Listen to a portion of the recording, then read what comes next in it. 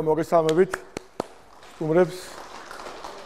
დიდი მომდანებისთვის მადლობა.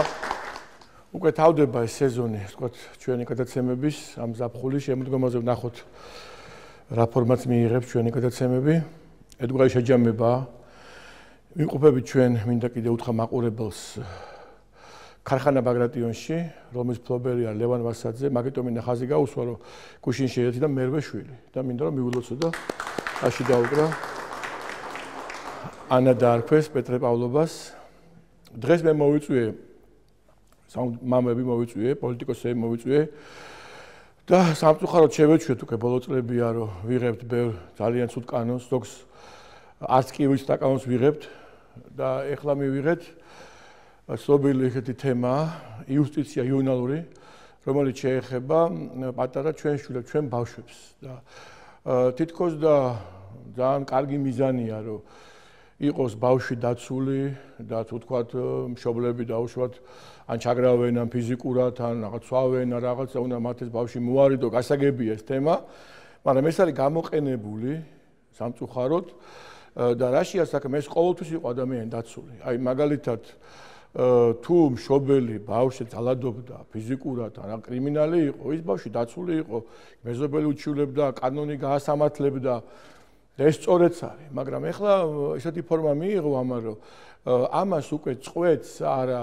სასამართლო, არამედ სასამართლომდე უბრალოდ შეუძლია სოციალურ მუშაკს თავის ნებასურვილით ეს ბავშვი ოჯახს მოარიდოს.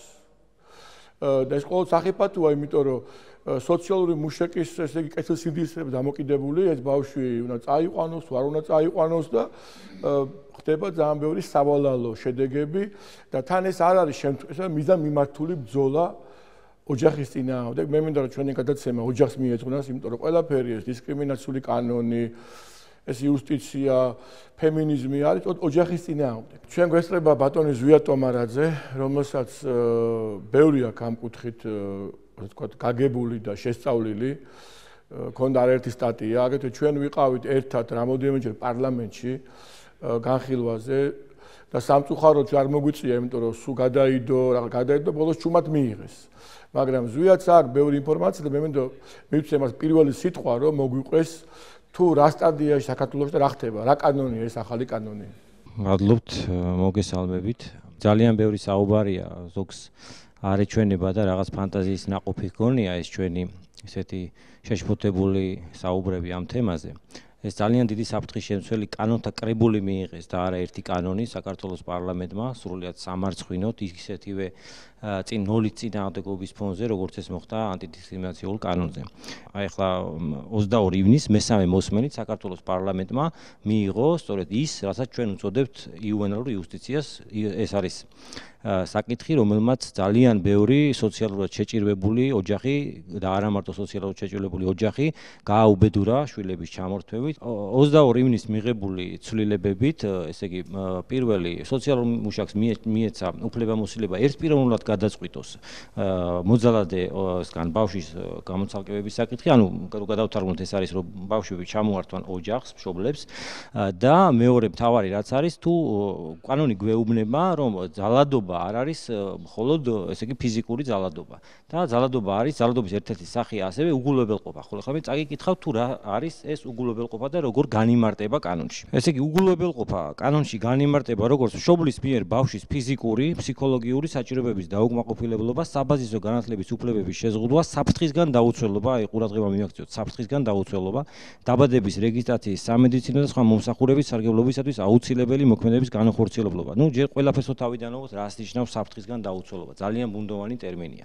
ნუ როგორც ხედავთ, ბავშვის ჩამორთმევის საფუძველი შეიძლება გახდეს არაკალორიული საკვებით კვება, თბილი წანსაცმლის არ ქონა, ნუ ბავშვი წაიქცევა და დავშოთ ან მოტეხილობა იქნება, ან იღრძობს ფეხს, ან ხელს, ან რაღაც. ძალიან ისეთი საფრთხისგან დაუცველობაში ყველაფერი შეიძლება მოვიაზროთ.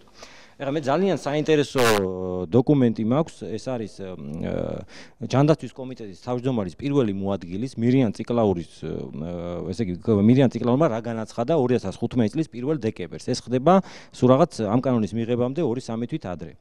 ესე იგი მან ეს განაცხადა პარლამენტის განათლების კომიტეტის ხდომაზე. ციტირებ. საკანონმდებლო ხარვეზების გამო ყოველგვარი საჭიროების გარეშე ბავშვების ბიოლოგიური ოჯახებიდან გაყვანა და მათი ბავშვთა სახლებში განთავსება ხდება. უკეთეს შემთხვევაში საოჯახო ტიპის სახლებს ქმნიან, შემდეგ იწყებენ მოძრაობას ოჯახებში, ხშირ შემთხვევაში მატერიალურად შეძლებულ ოჯახებში და მათ ისეთ პირობებს თავაზობენ, რომ ამას ისინი თანხმდებიან. ახლა, როდესაც ამას საუბრობს ჯანდაცვის კომიტეტის პირველი მოადგილე და შემდეგ პარლამენტი ნული წინააღმდეგობის ფონზე იღებს ესეთი საფრთხის შემცველ კანონს, რომელზეც არსებობს ევროპული გამოცდილება, ყველაფერს თავი დავანებოთ, ეს არ ვიცი მე ამას რა უწოდო. ეს არის მავნებლობა და ჩვენი პარლამენტი მე თამამად შემიძლია განაცხადო, რომ 3 კატეგორიისგან შედგება: პირველი ბრიყვებისაგან, მეორე გაუთვითცნობიერებელი პიროვნებებისაგან და მესამე მავნებლებისაგან, მაგრამ სამივე შემთხვევაში შედეგი არის ერთი და კანონი მიღებული იქნა ნული წინააღმდეგობის ფონზე. მომხსენებელი ამ საკითხის გახდათ ბატონი თეატრულუკიანის მოადგილე ბატონი ბარამიძე, რომელიც სხვათა შორის ასევე მომხსენებელი გახდათ მიწის საკითხთან დაკავშირებით რამოდენიმე თვეების უკან. მან სწორედ ვერ გაგვცა პასუხი ვერც იმაზე, რომ იცნობს თუ არა ის ევროპულ გამოცდილებას აი ამ საკითხთან დაკავშირებით, ან სხვა ქვეყნის ნებისმიერი ქვეყნის გამოცდილებას, თუ იმ საფრთხეებზე რას გვეტყვის, რა შედის საფრთხისგან დაუცველობაში და ასე შემდეგ. ძალიან მნიშვნელოვანი ერთი საკითხი მინდა ასევე გავაჟღერო აქ, ესე იგი ამის პარალელურად სადღაც 8 ივნისს მესამე მოსმენით ასევე მიიღო სრულიად ახალი კანონი საქართველოს პარლამენტმა, ეს არის ადრეული და სკოლამდელი აღზრდისა და განათლების შესახებ კანონი, სადაც ამ კანონში ვკითხულობთ, ეს არის მე-6 მუხლის მე-6 პუნქტი. დაწესებულება ვალდებულია გამოყოს დაწესებულებაში ბავშვთა მიმართ ძალადობის პრევენციასა და ბავშვთა ძალადობისგან დაცვაზე პასუხისმგებელი პირი. საბავშვო ბაღებში? ანუ რას ნიშნავს ეს? დიახ, საბავშვო ბაღებში სექტემბრიდან სპეციალური შტატი უნდა დაუშვან, რომელიც ჩვენ შვილებს, რომელიც ბაღში იქნებიან, გამოჰკითხავენ. საიდან აქვს შვილო დაუშვათ ეს გაკაწრული, ან მშობლები როგორ გექცევიან სახში, ხომ არ ძალადობენ შემდეგ. და ანუ ეს იქნება რაღაც ერთგვარი გესტაპო საბავშვო ბაღებში და ამაზე საქართველოს პარლამენტის არც ერთ წევს არ გაუჩნდა კითხვა თუ რას ნიშნავს ეს, რატომ ვაკეთებთ ამას. და ბოლოს მე მინდა ვთქვა ერთი რაღაც, ხა აი ვინმე არ იფიქროს ჩვენმა მაყურებელმა, რომ ჩვენ აქ ვსდომი ყველანივე მიჯნებით ბავშვთა ძალადობა, როგორ შეიძლება ნორმალური ადამიანი მომხრე იყოს ბავშვთა ძალადობის, მაგრამ სწორედ ესეთი შემთხვევები არის ძალიან ცოტა და ამისთვის ჩვენ გვაქვს სისხლის სამართლის 126 მუხლი, რომელიც სწორედ ესე ქვია, ოჯახში ძალადობა. და სრულიად არ იყო საჭირო აი ამ ისეთი კანონის, დიდი საფრთხის შემცველი კანონის მიღება, რომლის მოწვევით ჩვენ ახლა გავხდით. ბატონო ჯონდი, თუ შეიძლება თქვენს საკმაოდ იყავით ჩართული აქტიურად, მეც წამოყევით ერთხელ პარლამენტში, თქვენ მაინც მოიწვიეთ, მაგრამ ბატონო რაღაც არ შედგა ეს შეხვედრები, განხილვა არ შედგა, მაგრამ მე თქვენ მოგისმინეთ და თქვენ საკმაოდ დასაბუთებლად გაქვთ ეს წარმოდგენილი და გთხოვთ გაგვიმარტოთ. მაყურებელს განვმარტოთ თუ რაშია პრობლემა, რა არის საფრთხე და რას გვიმალავენ. მოგესალმებით, მადლობა გადაცემაში მოწვევისთვის. პირველ რიგში მე მინდა ვთქვა, რომ იუვენალური იუსტიცია ქართული ტერმინოლოგიით პირდაპირ ვთქვა, კანონის სახელი არის ესეთი ოჯახში ძალადობის აღკვეთის შესახებ. ძალიან ესეთი მაღალფარდოვანი სახელი აქვს. რეალურად არის საშუალება სახელმწიფოსთვის ოჯახის საქმიანობაში ჩარევის. ეს არის ბავშვთა ან ქალთა უფლებების მომიზეზებით ოჯახში შემოჭრა სახელმწიფო ინსტიტუტის. ყველა სამწუხარო ის არის, რომ ჩვენ სახელმწიფოს არ მართავს ჩვენი მთავრობა, ანუ არ მართავს ხალხი, სახელმწიფო იმართება გარედან, ანუ მთავრობა არის მარიონეტული და ამას არავინ არ მალავს, პრეზიდენტი, პარლამენტის თავმჯდომარე, მინისტრები, თქვენ თუ აკვირდებით, პირდაპირ აცხადებენ, რომ პირნათლად მაგალითად, ციტირებ, პირნათლად შეასრულეს შეერთებული შტატებიდან მოსული რეკომენდაციები. ან ევროკავშირიდან მოსული რეკომენდაციები. ან სიგნალი, რომელიც ჯონ კერიმ ან რომელიმე მაღალჩინოსანმა გამოაგზავნა და ამ სიგნალის მიხედვით დადიან და სამწუხაროდ მათ არ ესმით ხალხის ხმა და არ ესმით ერის სტრატეგიული გრძელვადიანი თუ მოკლევადიანი ინტერესები. რატო გავაკეთე ახლა ესეთი პრეამბულა? კანონი, წინამდებარი კანონი მოიცავს რამდენიმე ძალიან მნიშვნელოვან ხარვეს. პირველი ის, რომ განმარტებითი ტერმინების განმარტებები არის ძალიან ბუნდოვანი. მაგალითად, ეკონომიკური იზოლება მშობლის მხრიდან ბავშვზე ითვლება ერთ-ერთ საფუძვლად, რომ ბავშვის კანონის ტერმინით რო ვთქვათ, დაუყოვნებლივ განცალკევება მოხდეს ოჯახიდან, ან ოჯახიდან გაყვანა მოხდეს დაუყოვნებლივ სასამართლო გადაწყვეტილების გარეშე. ნებისმიერ აქ სტუდიაში მოსულ სტუმარს ვკითხავდი, რა შეიძლება იყოს ეკონომიკური იზოლება. რამდენჯერმე ვკითხე, კანონის ავტორს, იუსტიციის მინისტრის მოადგილეს, ბატონ სანდრო ბარამიძეს, ვერ განმარტა. რამდენჯერმე ვკითხე იურიდიულ კომიტეტს, მის ხელმძღვანელობას, პარლამენტის წევრებს და განმარტება ეკონომიკური იზოლების მათ რეალური განმარტება არ აქვთ. ან კიდევ ასეთი საბაბი, რომლის მიხედვითაც შეიძლება ბავშვის განცალკევება მოხდეს, ეს არის საბაზისო განათლების უფლების დარღვევა.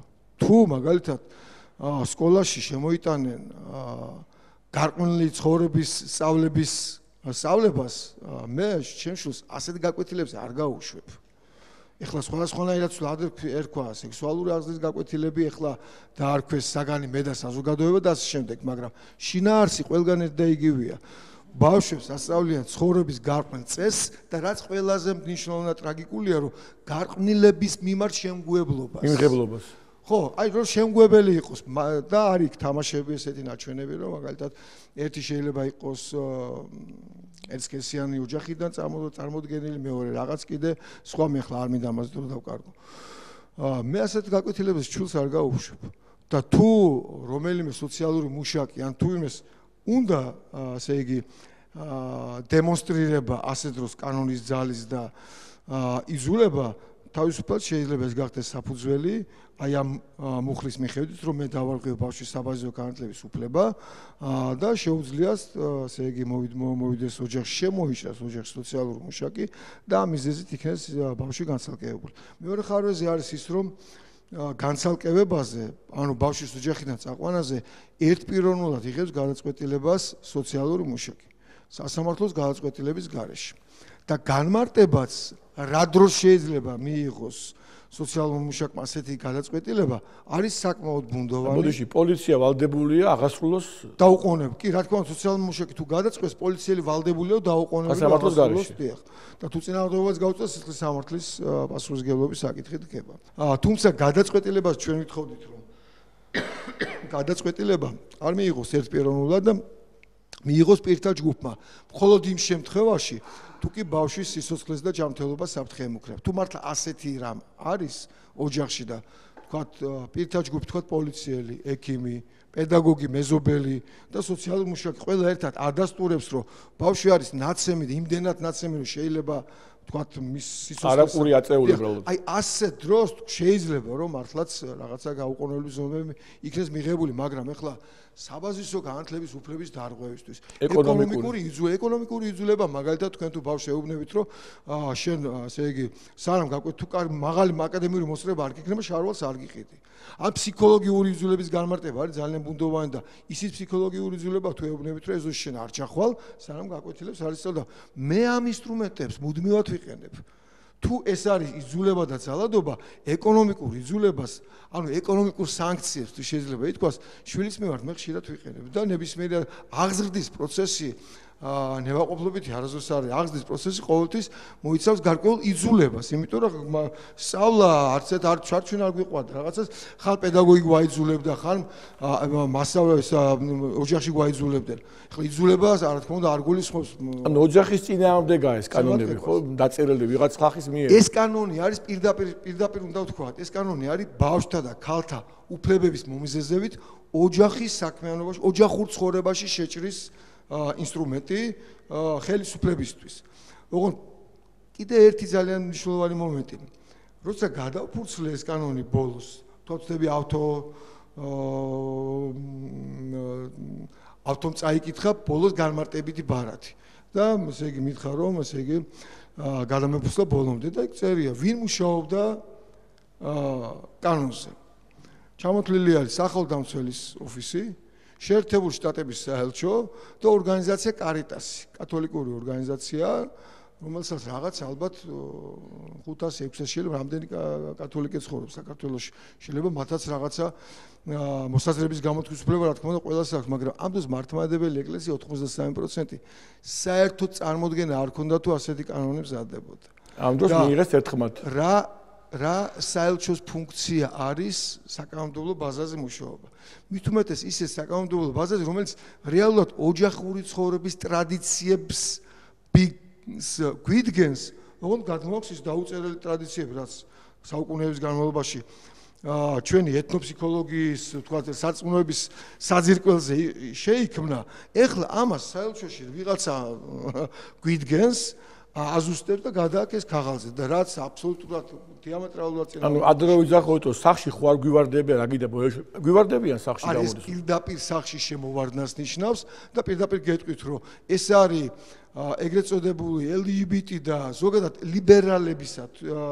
ლიბერალური საზოგადოების ლიბერალური ნაწილის ხელში რევანშის ინსტრუმენტი ტრადიციული ოჯახების მიმართ. ისიც აქვთ ესეთი განწყობა მათ და თუ ეს კანონი ამუშავდება, მათ ექნება საშუალება, რომ მაგალითად დააბეზღონ მეზობლად ტრადიციული რომელიმე ოჯახი, სოციალურ მუშაკთან, სოციალურ მუშაკების გადამზადება ხდება გრანტებით. გრანტებს ვინც იღებს თქვენ იცით, მე არ მინახავს არც ერთი ორგანიზაცია, რომელიც არ ემსახურება სხვა ქვეყნის ინტერესებს დაფინანსებული იყოს გრანტებით. გარდა სამეცნიერო სამუშაოების. დიდი მადლობა ბატონო ჯონდი.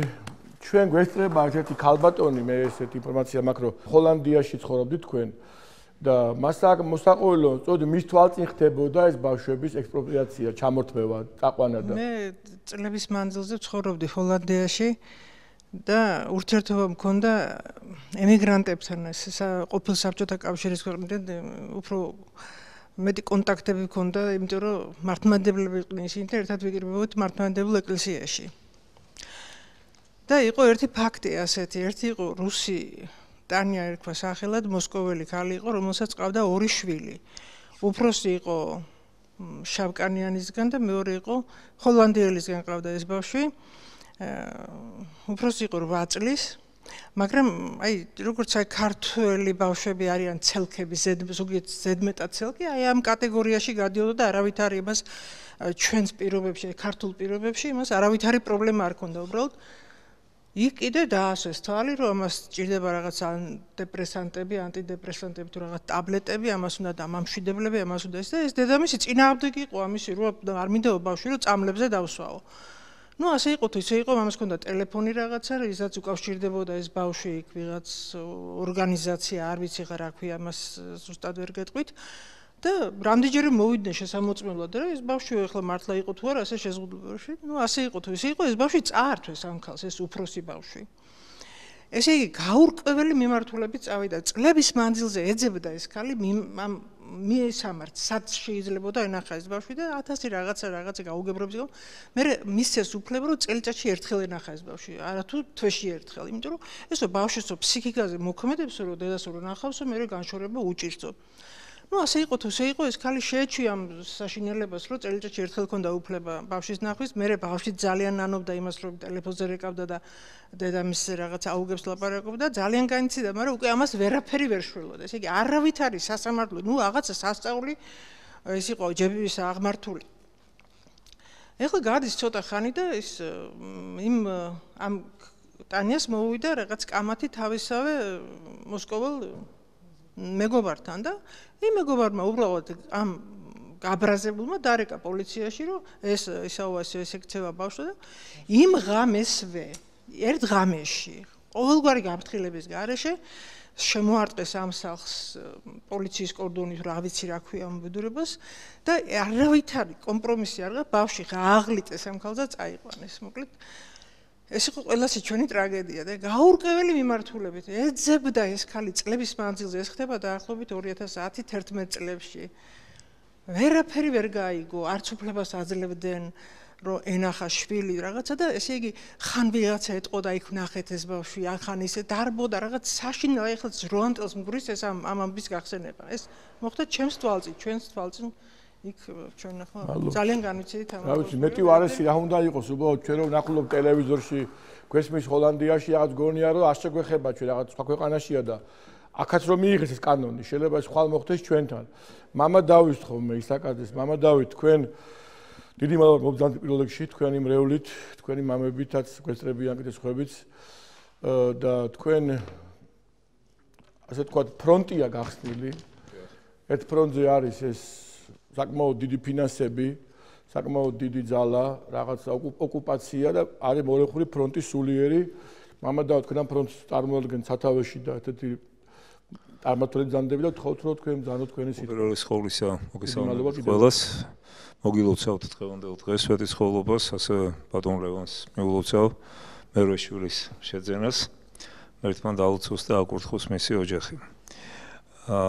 და ზუსტად თემაც ოჯახის შესახებ არის ჩვენი აქ შეკრების მიზეზი. ძალიან სამწუხაროა, რომ ჩვენთვის იმედის მომცემმა ხელისუფლებამ იმ 9 წლიანი რეჟიმის შემდეგ, რომელსაც ნაციონალური ოკუპაციის, საქართველოს ოკუპაციის რეჟიმი ერქვა, იმედის მომცემი ხელისუფლება მოვიდა, მიიღო გადაწყვეტილება, რომ მიიღო ანტიდისკრიმინაციული კანონი.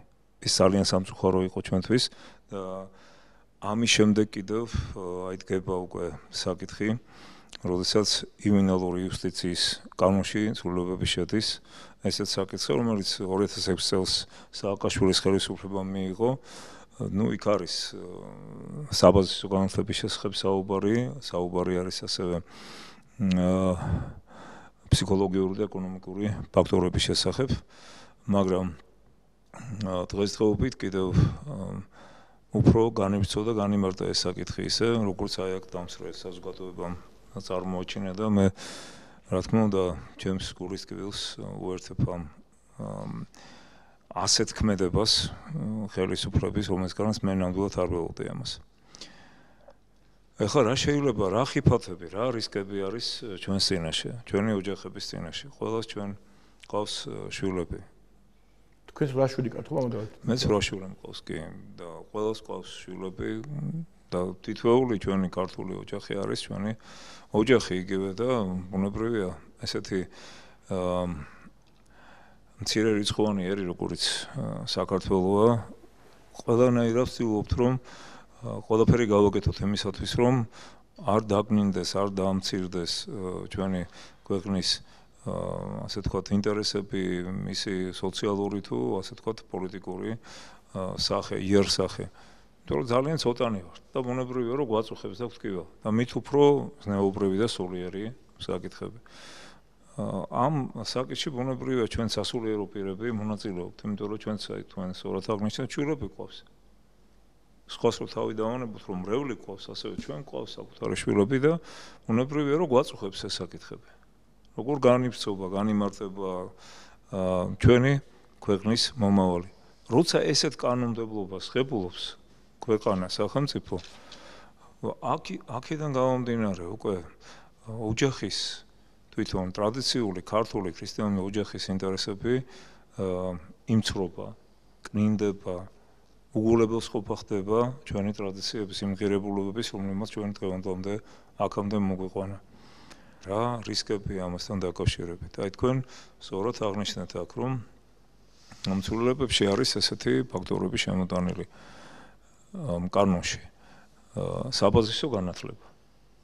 საბაზისო განათლებაში იგულისხმება, აი ხვალ რომ მე და საზოგადოებას აი ამ საგანს გაჟღენთილი ჰომოსექსუალური ინფორმაციები. ამ საგანს რომ შემოიტანენ ჩვენ სკოლებში და დამხმარე სახელმწიფოებრივად რო არის კომპასი და კომპასიტო, რომელსაც ვერ წაიკითხავს ადამიანი, იმდენად გარყვნილი სექსუალური ჟინით ავსებული, ასე თქვა ცნობიერები დაწერილი წიგნები.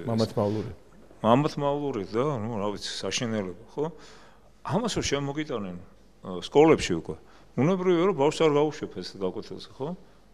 აი ასეთ შემთხვევაში მოვა ეს სოციალური მუშაკი, დღეს მადლობა შეიძლება არიან სოციალური მუშაკები, ისეთები, რომლებიც ღირსეული და პატივსანი ადამიანებია. გონი ჯარიმაა ჯერ თუ არ გაუშვებ.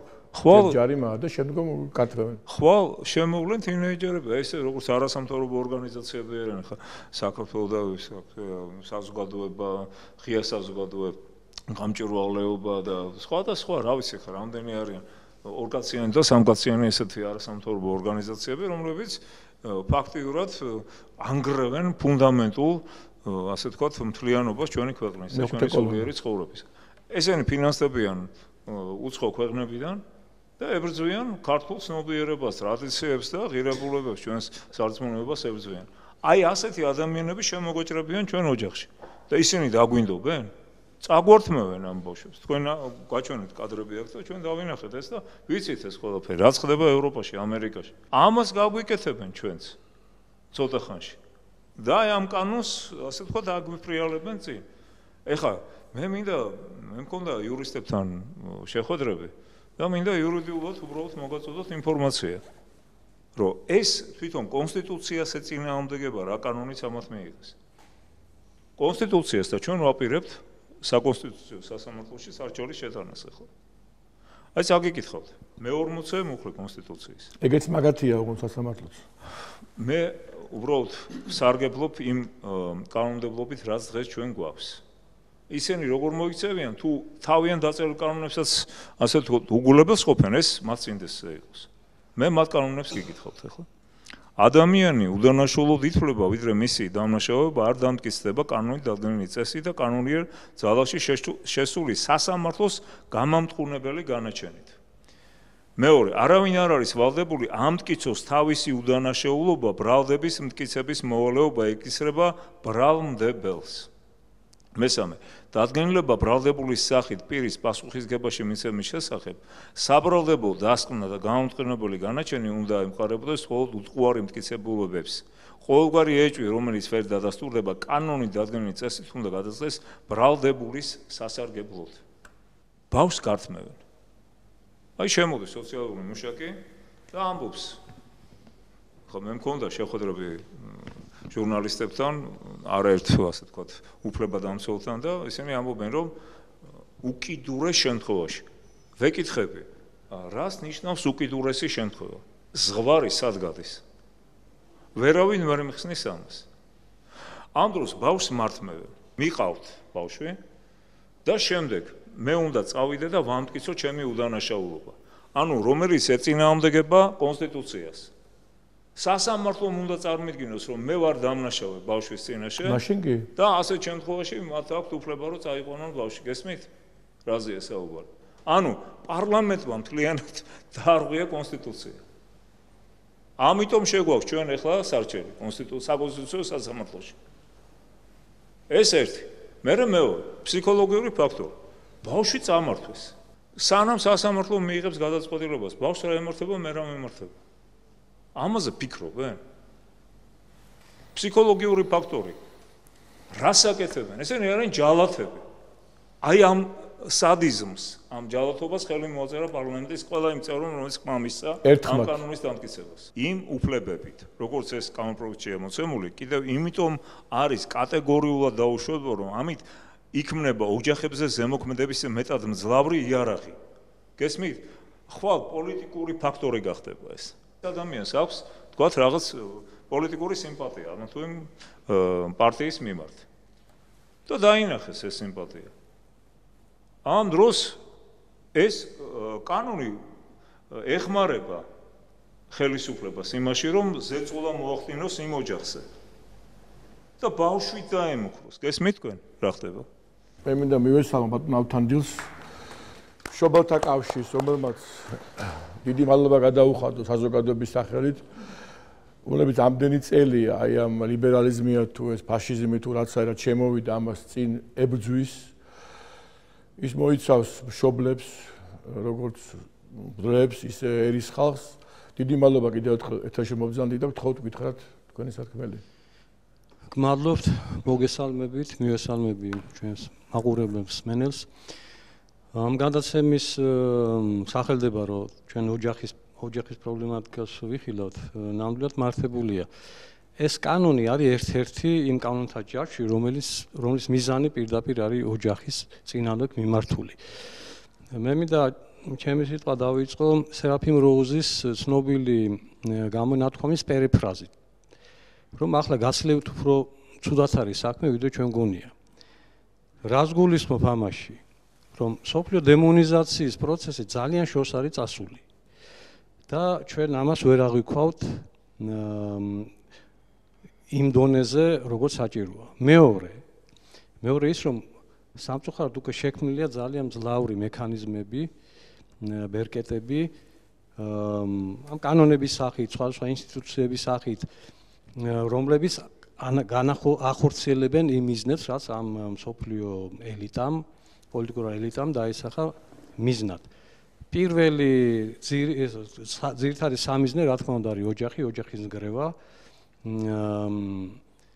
თუ რატომ ამა ძალიან ესე იგი მრავალი მიზეზი აქვს. პირველი ის არის, რომ ოჯახი საერთოდ არის ქვაკუთხედი სახელმწიფოსი. შეიძლება ითქვას, რომ სახელმწიფო ეფუძნება ოჯახის ინსტიტუტს და ღმერთმა, რომელმაც ეს ოჯახი, ვთქვათ, დააფუძნა, მას მისცა ესეთი ფუნქცია, ძალიან დიდი ფუნქცია და მნიშვნელობა, რომ სოფლიო წესრიგის ერთ ქვაკუთხედი არის ოჯახი და შვილიერება, რა თქმა უნდა, ღვთის გამოდის, ამიტომ ოჯახის დანგრევა ასუსტებს ხელისუფლებას, სახელმწიფოს და ოჯახის ინსტიტუტის მოშლა არის მიზანი მიმართული იქითკენ, რომ საბოლოო ჯამში შეიქმნას ერთი დიდი სახელმწიფო, ჩვენთვის რაზეა საუბარი, შეიქმნას ერთი რელიგია, ერთი პოლიტიკა დააშენეკ. ან ფაქტურად ანტიქრისტეს მეუფება. შემოდიში ავთან თუ ქრისტიანები ვართ, უნდა გწამდეს, რომ ეგეთი მოხდება აუცილებლად. კი, ჩვენ გწამს, რომ ეს მოხდება, მაგრამ ჩვენ ამას უკვე აი პირისპირ ვეჩეხები. ჩვენ ერთია რომ ჩვენ ეს ვიცით, მაგრამ მეორე ის არის, რომ ჩვენ უკვე აი ამ პროცესის განხორციელების თვალს ვადევნებთ და უკვე ჩვენ გვეხება, უკვე ჩვენ ოჯახებში შემოდის ეს. ამიტომ რა თქმა უნდა ჩვენ გულგრილი არ უნდა ვიყოთ ამ პროცესების მიმართ. ერთ-ერთი რა თქმა უნდა ეს კანონი არის ეს ეგრეთ წოდებული იუვენალური იუსტიციის კანონი. უბრალოდ სტატისტიკა აჩვენებს თუ რა სავალალო შედეგები მოიტანა ამ კანონმა. სადაც ის პირველად განხორციელდა თავად ევროპაში, ხო? თუ როგორ არიან დაშანტაჟებული ოჯახები, ყოველგვარი მიზეზის გარეშე ან ესეთი სუბიექტური გადაწყვეტილებებით მათ ართმევენ შვილებს, რომელთა ასოვალ-დასავალი შემდგომ გაურკვეველი ხდება. სასამართლომდე ვეღარ პაულობენ, წლები უკვე. სასამართლოსაც ვერ ეხმარება მათ პოვნაში და დაბრუნებაში. ეს არის 10,000-ობით მეციფრების მოყვანა შემილია, მაგალითად გერმანიაში 70,000-მდე ბავშვი 2011 წელს გაიყვანეს ოჯახებიდან. აქედან 38,500 გააშვილეს ერთსქესიან ოჯახებზე. არ არის შემთხვევითი, რომ იუვენალური იუსტიციას ლობირებს, ზუსტად აი ეს სქესობრივი უმცირესობები ლობირებენ და მიზანი სულად ნათელია, შვილი უნდათ და აი ამ გზით ისინი ამ შვილებს პოულობენ და შეუულობენ, ასე ვთქვათ. არის უამრავი შემთხვევა იმისა, რომ საერთოდ ბავშვები კარგებიან, ვერ პოულობენ. არის ეჭვი იმისა, რომ უბრალოდ ორგანოებით ვაჭრობის ეს სოფლიო მაფია რო არსებობს, უბრალოდ აი იქ ხდებიან ეს ბავშვები. ამიტომ გერმანიაში მაგალითად ამ ორგანიზაციას, აღმასრულებელ ორგანიზაციას, რასაც ჩვენთან სოციმუშაკთა ინსტიტუტი ქვია, იქ ქვია Jugendamt. და ესე იგი მე გერმანელებთან მქონდა საუბარი და ვიცით მაგრამ რომ ესე გესტაპოზე უფრო ესეთი რეპუტაცია აქვს, უფრო შეუვალი, უფრო მკაცრი, დამსჯელი, რომლის წინაშე ისინი უზრუნველები არიან. შედეგი რა არის? ოჯახების გრევა. ესე იგი სტატისტიკა არსებობს, კატასტროფულად შემცირდა ოჯახების შექმნის და ოჯახების გრევის რიცხვმა კიდევ პირ კატასტროფულად გაიზარდა. ძალიან ხშირია ოჯახების გრევა ზუსტად აი ამ საფუძველზე. ერთ-ერთი ამ კადრებში არ მოხდა, ერთ-ერთ ფილმში არის რომ ბავშვის სტარტმეთო დაემუქრენ, მათ უთხრეს აი თუ თქვენ გაიყრებით ცოლი და ქმარი ერთმანეთს, შეიძლება შეინარჩუნოთ, მართლაც გაიყარენ, მაგრამ ბავშვი მაინც საართვეს. უამრავი შემთხვევა ასეთ. მე თვითმკვლელობების თვითონ მშობლები უსუსურობის გამო ძალიან გაიზარდა თვითმკვლელობების რიცხვმა და იყო შემთხვევები ძალიან სამწუხარო შემთხვევები, როდესაც ოჯახის უფროსმა უბრალოდ დახოცა თავისი მთელი ოჯახი და მე თვითონაც თავი მოეკლა. იმდენად უსუსური იყო ამ პრობლემის წინაშე და მას ერჩივნა რომ ეს ვთქვათ შვილების წართმევას ის ვერ გადაიტანდა და ეს რა თქმა უნდა გაუმართლებელი ნაბიჯია, მაგრამ ეს აი მთელ დრამატიზმს გვიჩვენებს იმოვლენისა, რასაც გვაქვს ჩვენ საქმე.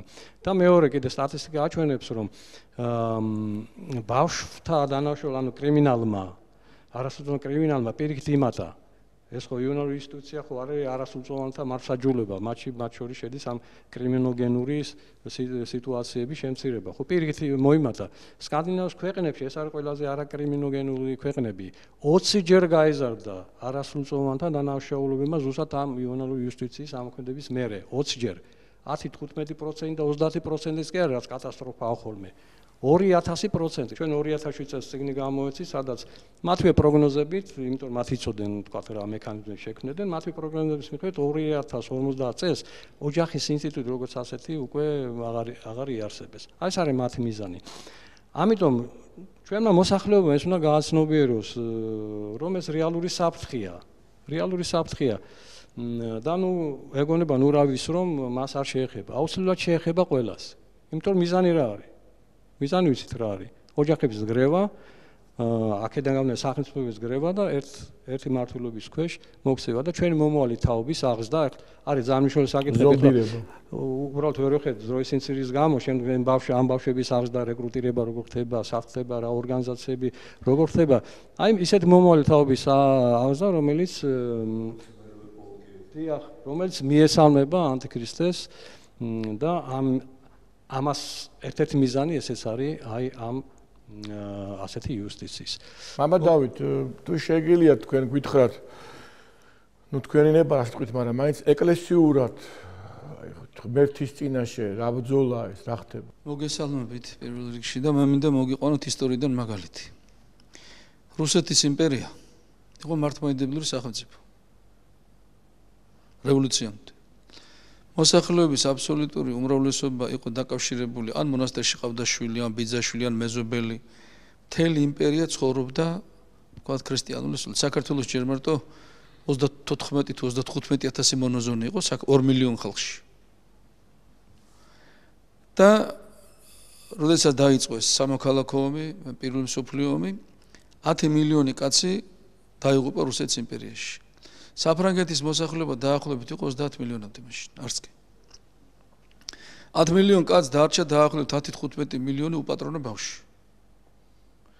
და ამის შემდეგ ესეთი აი 10-15 მილიონიდან უპატრონო თუ დარჩება ბავშვი მშობლის გარეშე, ხდება პოტენციური მეძავი და პოტენციური დამნაშავეთა სამყაროს წარმომადგენელი ბიჭი იქნება თუ გოგო. და უპატრონო დარჩენილი ბავშვები 20 წელში გახდნენ ღვთისმბრძოლთა კავშირის აქტივისტები, 37 წელში დამსმენები, ანუ ეს ხალხი იყო, ვინც სისხლის დინარები ადინა თავის სამშობლოში. აი მამამ რო თქვა, რომ მევროპოლკის ხალხიო, აი ყველაფერზე ხელის მომწერ ადამიანებთან აქციეს ესენი. ოჯახო გარემოში გაზრდილი ადამიანი. ეს არის ფაქტი. და ფაქტიურად ამ რევოლუციამ ესეთი დაღი დაასვა რუს ერს, რომ დღეს უკვე ქალებსაც სხვა რეპუტაცია აქვს და არ ესე არ იყო რევოლუციამდე. ეს ერთი. აი აქეთკენ მიდის ეს საქმე. მეორე. აი ახლა ჩვენი საუბარი ეკლესიის მამებს აქვს გამონათქვამები, როდესაც ქვებს გესვრიან და ძაღლი მისდევდა ქვებს აკმევს. ეხლა ჩვენ ქვებს ვკმენთ. ქვებს კი არ უნდა ვკმენოთ, ვინც ისთვის იმას უნდა დაუყებო კაცო. აი ხა გავოგრებული ვზივარ და ფაქტობრივად ერთ თვეში ეს კანონი ამოქმედება. ერთ თვეში რასაც ჩვენ ვლაპარაკობთ, ერთ თვეში შეიძლება ბავშვი წაგართვას სახლიდან. 30 დღეზე ლაპარაკი. რა უნდა გავაკეთოთ? პირველი მე ვფიქრობ, ხა არ ვიცი როგორ შეაფასებ ჩემ ნათქვამს, არჩევნები რო იქნება და რო გამოდიან ხალხი და ლაპარაკობენ, ჯერ რო ლაპარაკობენ ჩვენი კურსი არის არჩეული ევროპისკენ. ჯერ ჩავატაროთ ერთი კენჭისყრა, ესეთი რამე უნდა 9 აპრილს ამიტომ ვიდექით მთავრობის სახთან, რომ 20 წლის შემდეგ ესე დღეში ვიყოთ. ეხლა გაოგნებული ვარ, წარმოიდგინე, კაცი შემოვიდა, შენ შვილს გართმევს. ხმას ამოიღებ, მოდის პატრული და გართმევს შვილს რა. და 9 აპრილს ამიტომ ვიდექით მთავრობის სახთან. აფხაზეთში ამისთვის ბრძოლობდნენ ჩვენი ძმები და დაიხოცენ ჩვენი ძმები. რისთვის რა იყო ჩვენი ცხოვრება? ეს არის ჩვენი მიზანი, რომ შვილს რომელსაც გავაჩენ, მე სახლიდან წამართვა. და რა უნდა გავაკეთოთ? კითხვა იბადება, ხო? მე ესე ვფიქრობ. პირდაპირ უნდა კითხო, რა გინდა შენ? ხო, ასეთ რამეზე მოვაწერეთ ხელი ევროპასთან. ეს არის ეს კანონები, როდესაც არ ამხელდნენ 1000 კანონი რო იყო?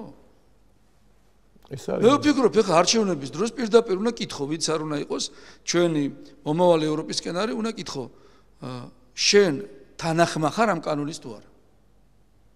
და პირდაპირ უნდა ავირჩიოთ ისეთი ხალხი, რომელიც იტყვის, რომ მე რომ მოვალ, ამ კანონს გავაუქმებ და ჯერ ხალხს ვკითხავთ, გვინდა ეს საერთოდ ხალხს აინტერესებს ეს. ეხლა ჩვენ ვართ მღვდლები. მღვდელი არის მწყემსი, იონე ოქროპირიძახის სანამო მგელი გამოჩდება მწყემსი, წამოწოლილია და სალამურზე უკრავს. მაგრამ მგელი რო გამოჩდება, რას აკეთებს? წამოხტება, იწყებს ყვირილსო, ქვებისროლოსო, ხმაურობს, ყვირის მიშ ყველაფერს აკეთებს, რო ცხარი გადაარჩინოს. მე ახლა ვფიქრობ, ყველა მექანიზმი უნდა ავამუშავოთ, რომ ჩვენი სულიერი შვილები და ფიზიკურ შვილებზეა ლაპარაკი, შვილიშვილებზეა ლაპარაკი კაცო. და ქვეყანაზეა ლაპარაკი. ეს ქვეყანა პრობლემა არის, როგორც ვატყობ დღეს. რაღაცა ძალებისათვის თავისი ტრადიციებით, თავისი ესეთი ტრადიციებით, თავის არწმუნოებით. სამიზნეა. ამის სამიზნე, ამიტომ საჭირო ამის განადგურება. რომ ვერაფერი ვეღარ გაგდეს, პირდაპირ გადმოვიდა ნიერიშზე. თქვენ როგორ ფიქრობთ, ეხა ქართველი კაცი რას იზავს? შვილს გაადა, მოკიდებს იარაღს ხელს და ეს აწყობთ ვიღაცებს, ვინც კარნახობს, რა კანონები უნდა შემოიღონ. ესე იგი, მშობელი, რომელიც არ დაემორჩილება სოციალური მუშაკის ამ გადაწყვეტილებას, პირდაპირ ისჯება კანონით, რომ პატიმრობაში ხდება მისი აყვანა. მშობელს ციხეში უშობენ, შვილს ართმევენ. შეიძლება ოპონენტებმა ასეთი რამე თქვან, რომ აი ოჯახში ძალადობა და ხო ხდება ისე რომ თქვათ მშობელი ცემს ბავშვს და ესე მდგომარეობაში ჩვენ წინააღმდეგი ვართ. ყოველგვარი ძალადობის, ფიზიკური ძალადობის, სექსუალური ძალადობის და ამას არეგულირებს ჩვენი საკანონმდებლო, ასე ვთქვათ, მექანიზმი. სასამართლო არეგულირებს და ჩვენ ამის მომხრე ვართ, რა თქმა უნდა, ასეთ მშობელს შვილი ნამდვილად უნდა წაერთვას, უნდა ჩამოერთვას. ვინც ფიზიკურ ძალადობას ახდენს, ანუ ცემს სასტიკად თავის შვილს და სექსუალურ ძალადობას. ამაზე ჩვენ თანახმოვართ, მაგრამ ჩვენ ვართ წინააღმდეგი საბაზისო განათლების ეკონომიკური ფაქტორის და ფსიქოლოგიური ფაქტორის შემოტანის აი იუვენალურ იუსტიციის კანონმდებლობაში.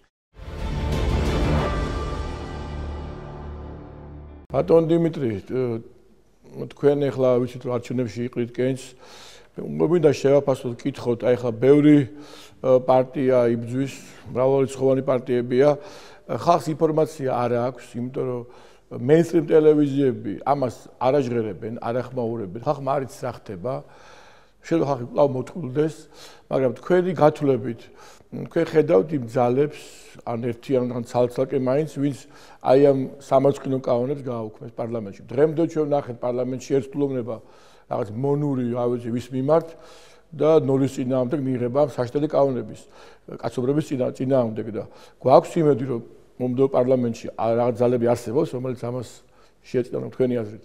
მადლობას მოგახსენებთ მოწვევისთვის, მივესალმებით ამ საზოგადოებას პირველ რიგში ჩვენ სასულიერო პირებს და ამავე დროს უერთდები მოლოცვას, სვეტიცხოვლობას ულოცავ ჩვენ საზოგადოებას და ბატონ ლევან ვასაძეს მერვე შვილის, ქალიშვილი ანას შეძენას. თქვენ რა შვილი ყავს? მინდა ყველამ გაიგოს, იციან. რა არის იუვენალური იუსტიცია? იუვენალური იუსტიცია ეს გახლავთ ბავშვთა უფლებებზე ფორმალურად მზრუნველი რეგულაციების სამართლებრივი სისტემა, რომლითაც ეროვნული მთავრობები, ეროვნული სახელმწიფოები, არც მეტი, არც ნაკლები, ყველა ერთად აღებული, ვინც უერთდება სწორედ იმ კონვენციებს და იმ ქარტიებს, ანგარიშვალდებულია გაერთიანებული ერების ორგანიზაციის წინაშე. ეს არის პირველი პრეცედენტი მსოფლიო იურიდიულ პრაქტიკაში, როდესაც კონკრეტული სამართლებრივი ნორმის რეგულაციის მოქმედება შედეგობრივად აისახება ერთი ინსტიტუციის წინაშე ანგარიშვალდებულებაში. ეს არის გაეროს ინსტიტუცია და მე შემთხვევით არ მომიყვანია ეს შემთხვევა გამომდინარე იქიდან რომ ბატონ გურამ თქვენ ძალიან კარგად გახსოვთ, როდესაც საგანმანათლებლო სტანდარტის დამტკიცებაზე იყო საუბარი ჩვენს განათლების სამინისტროში, განათლების სამინისტროს მესვეურები და მინისტრი სანიკიძე უტიფრად გვიმტკიცებდნენ, რომ ეს არის ავთენტური ეროვნულ საგანმანათლებლო პროგრამას მორგებული, ასე ვთქვათ, საგანმანათლებლო პროგრამა, რომელსაც არავითარი კავშირი არ აქვს გარედან მოხვეულ თავსმოხვეულ დირექტივებთან. სინამდვილეში ჩვენ დავადგინეთ, აღმოვაჩინეთ, დიდი მადლობა ყველა იმ ადამიანს, ვინც მონაწილეობა მიიღო, ბატონმა ლევან ვასაძემ, მამა ანდრია ჯაღმაიძემ, ქალბატონმა თინათინ ხორბალაძემ, მეუფე ივანე პირველ რიგში მისი წინთქმით უნდა დამეწყო, რა თქმა უნდა, ისევ ბატონმა ზვიად ტომარაძემ, ჯონდი ბაღათურიამ, ლევან ვასაძემ, სოსო მანჯავიძემ და ჩვენმა ბევრმა მეგობარმა და ჩვენ ვამხილეთ ინტელიგენცია მორავა ხალხმა. იმ ინტელიგენციამ ბატონო გურამ, რომელმაც თქვენის თაოსნობითა და თქვენის ინიციატივით ხელი მოაწერეს განგაში ზარების დარისხების სამოქალაქო პეტიციას, რაც გახდა კიდეც საბოლოო ჯამში ჩვენი ხელისუფლების მავნე პოლიტიკის მხილების მთავარი წყარო. და ჩვენ მაშინ დავამტკიცეთ ის, რომ სწორედ გაეროს გლობალური განათლების პროგრამიდან მოდიოდა და იუნესკოს გლობალური საგანმანათლებლო პროგრამებიდან იღებდა სათავეს ეს თავსმოხვეული ინიციატივები, რომელიც იგივე ევროპული ქარტიის სამოქალაქო დემოკრატიული მოქალაქეობის განათლებისა და ადამიანის უფლებების სწავლების ეგიდით იყო შენიღბული. გნებავთ რასიზმისა და შეუწყნარებლობის საკითხებში ევროპული კონვენციის მოთხოვნები, რომლებმაც არც მეტი არც ნაკლები ჩვენი უწმინდესისა და უნეტარესის ქადაგება შერაცხეს როგორც სიძულვილის ენის ტირაჟირება. არც მეტი არც ნაკლები რეკომენდაცია გამოუგზავნეს ჩვენს ხელისუფლებას, რაც ასევე მეინსტრიმული ტელევიზიების მხრიდან შეუფასებელი და გაუშუქებელი დარჩა იმასთან დაკავშირებით, რომ თურმე ერთსქესიანთა ქორწინებებს მხარს თუ არ დაუჭერთ, ერთსქესიანი პარტნიორების სამოქალაქო რეგულაციებს მაინც დაუჭიროთ უნდა მხარი და რომ ეს არის საშინაო დავალება ევროინტეგრაციის მომავალ გზაზე, რომ ევროკავშირთან ასოცირების ხელშეკრულების ძალიან ბევრი მუხლი არის საიდუმლო და ჩვენ მივისწრაფით იმ უბსკრულისკენ თან ბრმად, სადაც უეჭველი გადაჭეხვა გვიწერია და ძალიან მართებულად დაისვა აქ საკითხი პოლიტიკური გუნდების მიმართ მხარდაჭერის საკითხთან დაკავშირებით. მე კიდევ ერთხელ მინდა გითხრათ. მე წარმოვადგენ გაერთიანებულ დემოკრატიულ მოძრაობას, ბატონი ჯონდი ბაღათურია წარმოადგენს ქართულ დას, ჩვენ თანამშრომლობდით, იმედი მაქვს რომ ჩვენ მომავალშიც აუცილებლად ვითანამშრომლობთ, სხვა უფლება ჩვენ არ გვაქვს. იმიტომ რომ ჩვენ გვაქვს და საზრდოობთ ერთი და იმავე ღირებულებები, რომელიც ეგზისტენციალური გამოწვევების საფრთხის წინაშე მდგომ საზოგადოებას გამოიყვანს ჩიხიდან. ვინაიდან? თქვენ ძალიან კარგად იცით, რომ იუვენალური ტექნოლოგიები გამოყენებულია ისეთი სიბილწის პროპაგანდის საკითხებშიც კი, როგორიც არის პედოფილიის კანონში შემოყვანისა და დაკანონების მცდელობა ევროპის კონტინენტზე.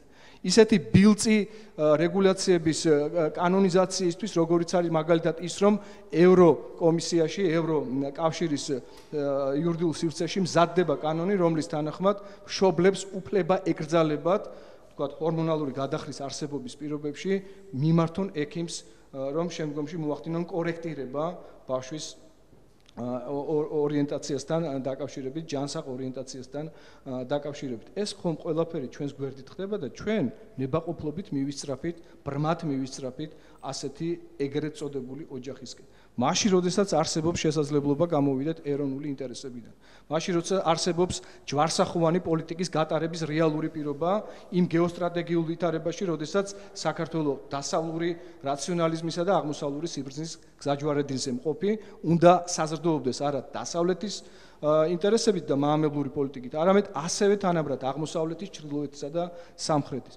ეს უნდა იყოს თვითმყოფადი პოლიტიკის გატარების რეალური შესაძლებლობა, რასაც მე დარწმუნებული ვარ, რომ გაერთიანებული დემოკრატიული მოძრაობა და მისი პარტნიორები, იქნება ეს ქართული დასითოს ჩვენი სხვა მეგობრები, რომლებიც დარწმუნებული ვარ ძალიან მალე არჩევანის დონეზე გააკეთებენ, ასე ვთქვათ, მიიღებენ გადაწყვეტილებას და შემოერთებიან დიდ პოლიტიკას, დავდგებით ერთად ეროვნული ღირებულებების დაცვის სადარაჯოზე, მაღალი პოლიტიკის დონეზე. 8 ოქტომბერი ეს ჩავთვალოთ უნდა ყველა, რომ აი ჩავთვალოთ, რომ კანონი გვავალდებულებს არჩევნებში მონაწილეობის მიღებას.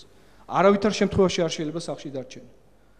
მიივიღოთ ყველამ ჩვენი სინდისის კარნახით მისაღები გადაწყვეტილება, მაგრამ აუცილებლად უნდა მივიღოთ მონაწილეობა არჩევნებში. მაგრამ მე ვფიქრობ, მინდა რომ ხვალინდელი დღე უკეთესი იყოს, ვიდრე დღევანდელი და პოლიტიკოსის ვალდებულება ეს არის შესაძლებლობის შექმნა უარესიდან უკეთესისკენ.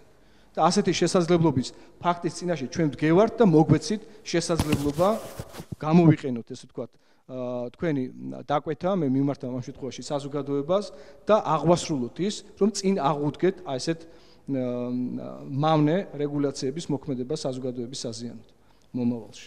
მამა არჩილ, თუ შეიძლება თქვენთან გადმოვალ, თქვენ ვიცი რომ უცხოეთში ცხოვრობდით და მოგწოდათ ალბათ იქაურობა ხო იმ პერიოდში და მაშინ იყო ეგეთი საშინელებები, თუ თქვენ ვერ ამშნევდით. მოგესალმებით. პირველ ყოვლისა, კვლავ შევუერთდები მილოცვას. სვეტი ცხოვრობის მადლი შეგვეწიოს 12 მოციქულის ლოცვა გვეწეოდეს თითოეულ ჩვენთაგანს და მთელ ჩვენ ქვეყანას.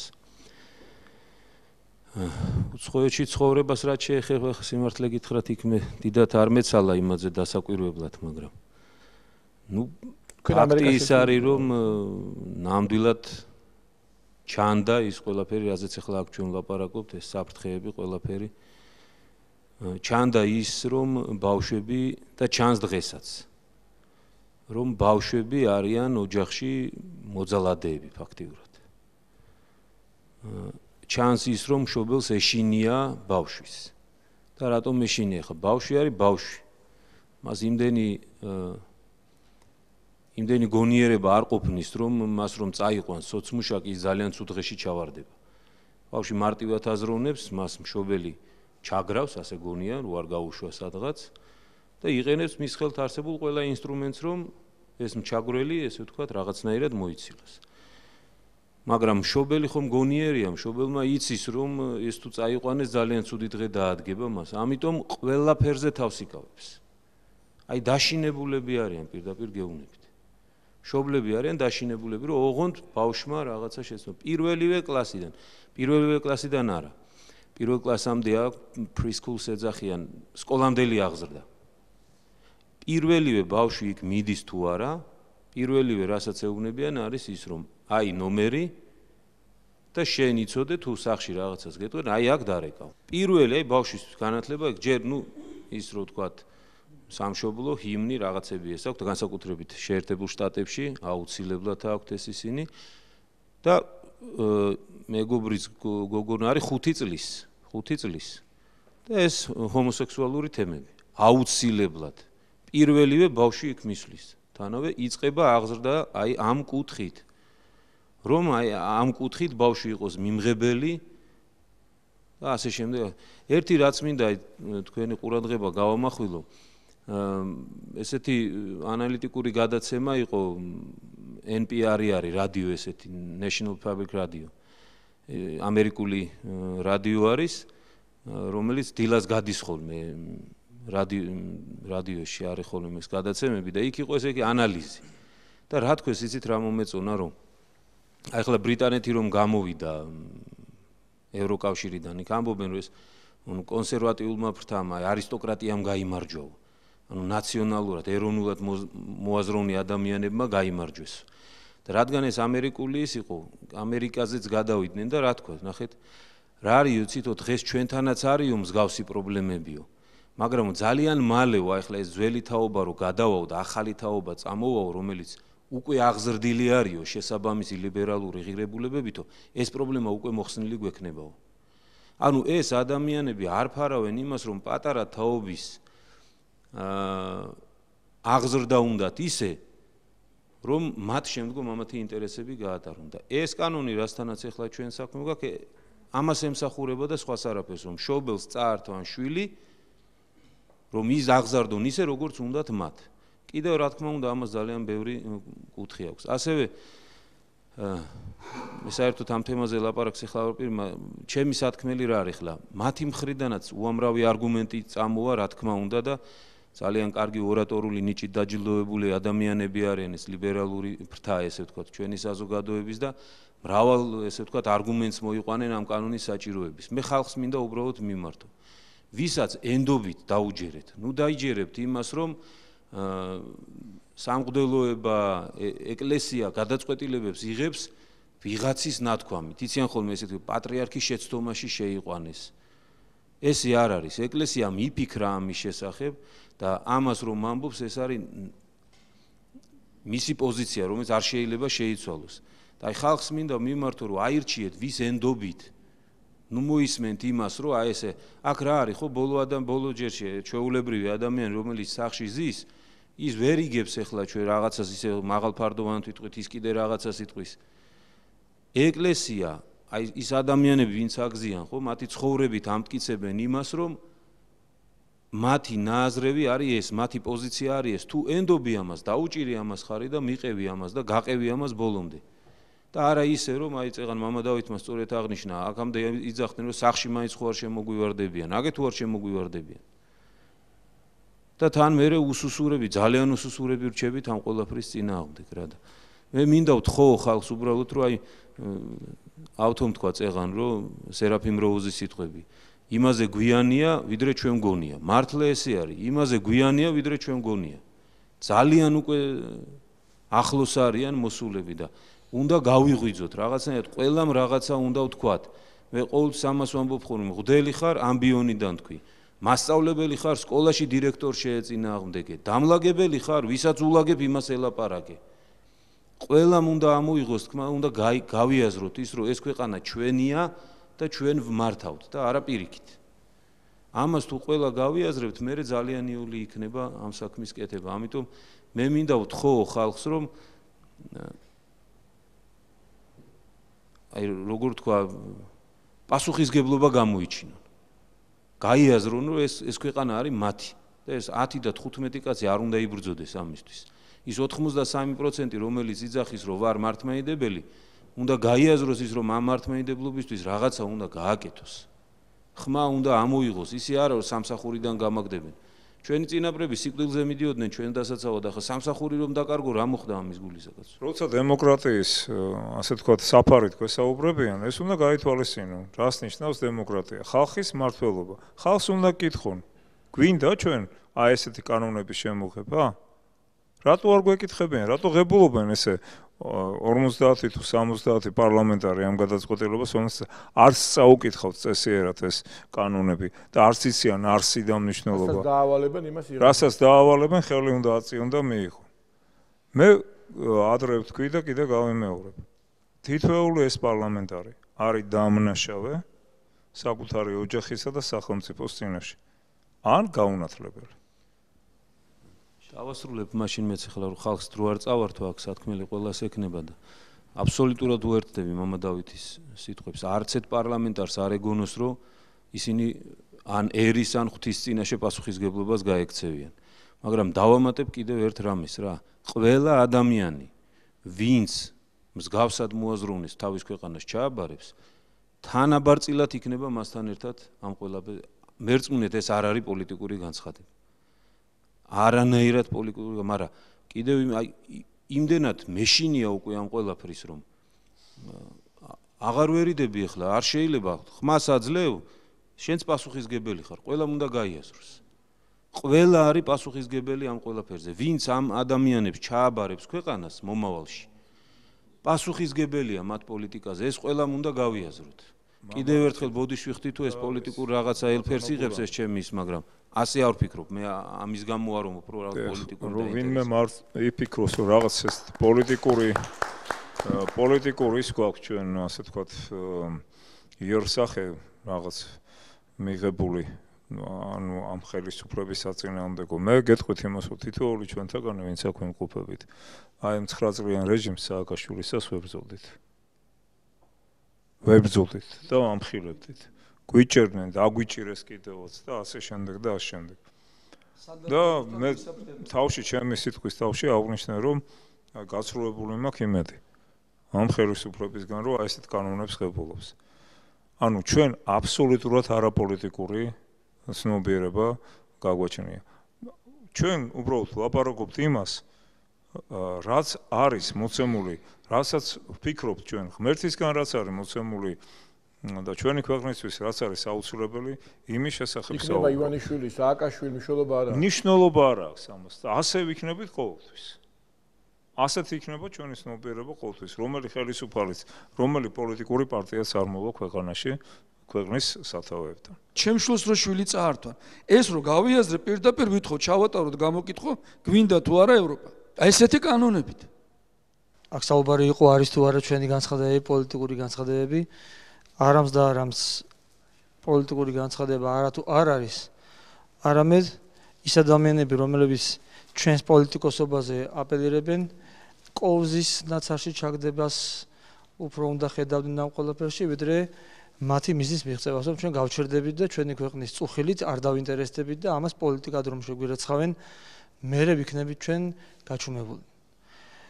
აქ საკმაოდ ისაუბრეს როგორც იურისტებმა, აგერ ბატონ დიმიტრია, ასევე მამებმა, მე დაწვრილებით ამ კანონზე საუბარს არ მოუყვევი, მით უმეტეს რომ მე არ გახლავართ იურისტი. მე მინდა პირდაპირ მთავრობას მივმართო. იმ ადამიანებს, რომლებიც დღეს მართავენ ამ ქვეყანას და იმ ადამიანებსაც, რომლებიც გუშინ მართავდნენ და დღესაც გონი ისინი მართავენ და ესენი იბრალებენ რაღაცას. დღეს მოდურ თემად არის სამწუხაროდ ქცეული გარკვეული ფარული ჩანაწერების ბატონო ხელისუფლების წარმომადგენლობა თქვენ რომ ჩადიხართ უმსგავსებებს ამ ფარული ჩანაწერების გამოაშკარებით თქვენზე ზეწოლის მოხდენები მოდურ თემად არის ქცეული. მაგრამ რასაც თქვენ ანტიდისკრიმინაციული კანონის მიღებით აი ამ ეგრეთ წოდებული იუვენალური იუსტიციის კანონის მიღებით აკეთებთ. რაღა ფარული ჩანაწერები გჭირდება, რასაც თქვენ ღიად აკეთებთ. იმის რომ გწვენიათ, რაც გააკეთეთ საკუთარ ოთახებში. და მე რაღაცამ გამოგიაშკარავათ. ამის არ გწვენიათ, რაც აკეთებთ და რის გამოც კინაღამ უნგინდათ რომ უკაცრავად და გახუნებული პლაშებით მოირგოთ საქართველოს თქვენ მხრებზე. რამეს მაინც გავდეს ეს თქვენი მხრები. მე მინდა რომ შეგახსენოთ რომ სააკაშვილმა არათუ პრეზიდენტა არამედ იმეფა ამ ღვთისმკურთხეულ ქვეყანაში. და იმეფა არა როგორც გიორგი ბრწყინვალემ ან წმინდა დავით აღმაშენებელმა, არამედ როგორც ქართული და მართლმადიდებლური ცნობიერების წალეკვის მოსურნე და გამღწელმა როსტომ ხანმა. აი ასე შეაფასებს როგორც სააკაშვილის, ასევე დღევანდელი ხელისუფლების საქმიანობას არა მხოლოდ შორეულ მომავალში ჩვენი შთამომავლობა, არამედ დღეს და ხვალაც. ამის საბაბს, ამის თქმის მიზეზს, საბაბი მცირეა. ამის თქმის მიზეზს გვაძლევთ თქვენი საქმიანობით, ბატონო ხელისუფლების წარმომადგენლებო. ნაციონალებს ყავდათ თავისი ქურუმი სააკაშვილის სახით და მას ემორჩილებოდნენ. მეოცნებიებს ყავთ თავისი ზევსი ივანიშვილის სახით. ეხლა გამაგებინეთ და მას ემორჩილებიან. ადამიანები, რომლებსაც თქვენ ამომრჩევლებს ეძახით, ბატონო ხელისუფლების წარმომადგენლებო. ეს ამომრჩეველი უნდა იყოს თქვენი ხელისუფლების წყარო, ასე აღიარებთ ყოველ შემთხვევაში ხმამაღლა გაზეთებში, პრესაში. ანუ თქვენს მიერ მიღებული საკანონმდებლო კანონები და მთავრობა კანონქვემდებარი აქტებიც უნდა ასახავდეს ამ ქვეყნის მოსახლეობის ინტერესებს და არ უნდა ეწინააღმდეგებოდეს. თქვენს მიერ მიღებული აი ეს კანონი, რომელზეც ჩვენ ახლა ვსაუბრობთ, რომელიც ფარულად მიიღეთ, მალულად, მზაკრულად, როგორი მზაკრობაც არაერთხელ გამოიჩინეთ ბატონო დღევანდელო პარლამენტის წევრებო და წინამთავრობის წევრებოც.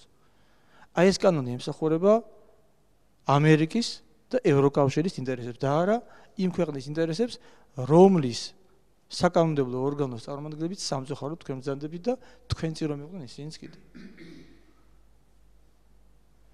მე მინდა ჩამოვთვალო რამდენიმე მომენტი, აგერ მოვინიშნე, რაც უცბად გამახსენდა. დაწყებული წინა ხელისუფლებიდან გაგრძელებული ახლით. საჯარო სამართლის სუბიექტებად გამოაცხადეთ ბატონებო ზოგიერთი რელიგიური მიმდინარეობები. მერე იყო და რაღაც რეგიონალურ კანონად ჩამოაყალიბეს გარკვეული კანონი, ამაზე გახსოვთ პატრიარქმას თავისი განცხადება გააკეთა, რაც აბსოლუტურად მიუღებელი და დამანგრეველი იყო. სააკაშვილის დროს იყო, მე ორივეს მიმართა.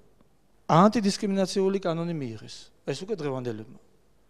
საქართველოში მიწის ნაკვეთების უცხოელებზე გასხვისების შესახებ ვითომაც რაღაც უბადრუკად დადგენილება მიიღეს და იმდენად უბადრუკი იყო და არ არგუმენტირებული რა იყო, ვერ გეტყვით რომ პაპუაშვილის უწყებამ ერთი ფარადნე ქაღალით გააუქმა.